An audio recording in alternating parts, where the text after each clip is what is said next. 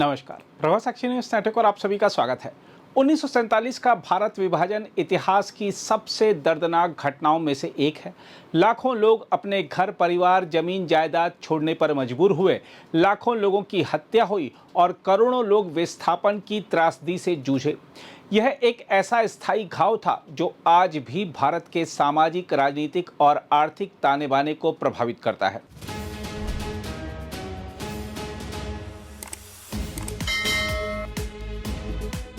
देखा जाए तो कांग्रेस के तत्कालीन नेताओं ने अंग्रेजों द्वारा पेश किए गए विभाजन के प्रस्ताव को स्वीकार कर ऐतिहासिक भूल की थी, जिसकी कीमत देश आज भी चुका रहा है। 14 अगस्त को मनाया जाने वाला विभाजन विभीषिका स्मृति दिवस इसी त्रासदी की मानवीय कीमत को याद करने का अवसर है। भारत सरकार ने 2021 में इस दिवस की घोषणा की थी। इसका उद्देश्य केवल उन लोगों को श्रद्धांजलि देना नहीं है जिन्होंने जान गंवाई या अपना घर छोड़ा, बल्कि आने वाली पीढ़ियों को यह समझाना भी है कि सांप्रदायिक नफरत, हिंसा और राजनीतिक विभाजन किस भयावह परिणाम तक पहुंच सकते हैं। हम आपको याद दिला दें कि 1947 में विभाजन के समय पंजाब और बंगाल सबसे बुरी तरह प्रभावित क्षेत्रों में रहे। परिवार बिछड़े, गांव और संपत्तियां सीमा के दो हिस्सों में बंट गईं और लाखों लोगों को अचानक अनिश्चित भविष्य की ओर पलायन करना पड़ा। विभाजन के कारणों को लेकर इतिहास में अलग अलग व्याख्याएं देखने को मिलती हैं। मुस्लिम लीग की दो राष्ट्र सिद्धांत की राजनीति, पाकिस्तान नामक अलग देश की मांग, सांप्रदायिक तनाव और ब्रिटिश औपनिवेशिक नीति इसके प्रमुख संदर्भ रहे। 3 जून 1947 को लॉर्ड माउंटबेटन ने विभाजन योजना की घोषणा की और इसके बाद रेडक्लिफ आयोग ने भारत पाकिस्तान की सीमा निर्धारित की।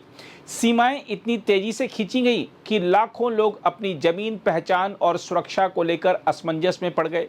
यहीं से कांग्रेस नेतृत्व के फैसले पर सबसे बड़ा सवाल खड़ा होता है। कांग्रेस ने मुस्लिम लीग की मांग और ब्रिटिश जल्दबाजी के सामने विभाजन स्वीकार करके उस विचार को अप्रत्यक्ष मान्यता दी कि हिंदू और मुस्लिम एक साथ नहीं रह सकते।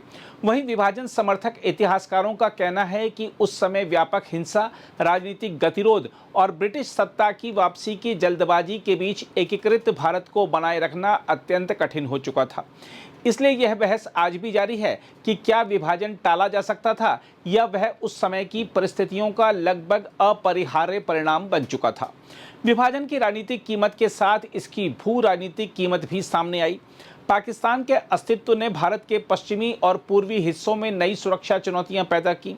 कश्मीर विवाद ने 1947 के बाद भारत पाकिस्तान संबंधों को स्थायी तनाव में बदल दिया। इसके बाद 1947, 48, 1965, 1971 और 1999 के युद्ध हुए तथा सीमा पार आतंकवाद लंबे समय तक राष्ट्रीय सुरक्षा की चुनौती बना रहा। पाकिस्तान के साथ स्थायी सुरक्षा तनाव ने भारत के संसाधनों पर भी अतिरिक्त दबाव डाला और रक्षा व्यय का बड़ा हिस्सा इस चुनौती से निपटने में लगा। महात्मा गांधी का दृष्टिकोण भी इस पूरी कहानी को एक अलग नैतिक आयाम देता है। वह धर्म के आधार पर देश के विभाजन के विरोधी थे और ऐसी स्वतंत्रता चाहते थे जिसमें शांति, सद्भाव और समानता हो। 15 अगस्त 1947 को उनका दिल्ली के सत्ता केंद्रित समारोहों में शामिल नहीं होना इसी पीड़ा की प्रतीकात्मक अभिव्यक्ति के रूप में देखा जाता है, क्योंकि ऐसा कहा जाता है कि वह मानते थे कि यह वह पूर्ण स्वतंत्रता नहीं थी जिसके लिए उन्होंने सत्याग्रह और असहयोग आंदोलनों की अगुवाई की थी।